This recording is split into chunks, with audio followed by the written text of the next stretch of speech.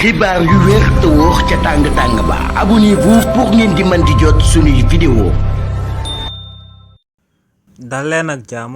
seen chaîne bi di Buzz 221 HD am na akub jàppante bu daal di jaar ci diggante waa parti bii di Pastef ci seen biir te moo ngi daal di jaar ci diggante ministre bii di Birame Souleye Diop ak waa JPS bu nekk Parcelles Assainies coo loolee nu mu demee moom mooy que ne président Bassirou Diomaye Diakhar Faye daal di tabb ki ñu dippee Ahmed Bodiane ngir mu daal di nekk directeur régional de l'énergie et des mines bu Diourbel ci mois de mai bu ñu daal di génn. waaye nag buñ sukkandikoo ci waa JPS bu Parcelles Assainies bi nga xam ne kookee di Ahmed Bodiane foofu lay yeewoo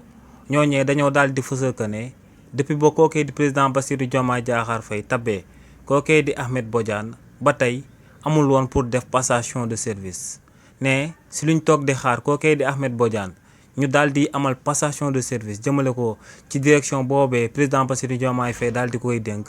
ne bañ demee ba si cappaandaw ga la kii di Birame Souleye Diop di ministre du pétrole et de l'énergie daal di jël ndogal daal di remplacer kookee di Ahmed Bodiane ak beneen nit te ñoom ne lu luus ci mbir moomee moom mooy que ne ki nga xam ne moom lañ daal di remplacer ak Ahmed Bodiane moomee di yeewoo ci Parcelles Assainies moom mooy que ne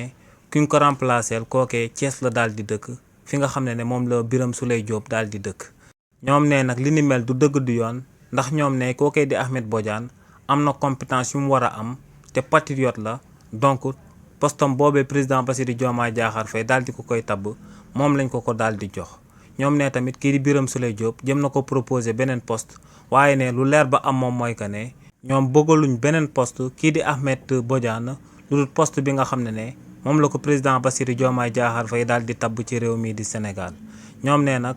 ci waa parti bii di Pastef lañ daal di bokk Parcelles Assainies lañ daal di féetewoo te ne nañ daal di mëne combat bi ba kookee di Birame Souleye Diop daal di joxe nomination boobee nga xam ne moom lañ tabboon kookee di Ahmed Bodiane. xibaar yu wér te wóor ca tàng-tàng ba abonnez-vous pour ngeen di mën di jot suñuy vidéo.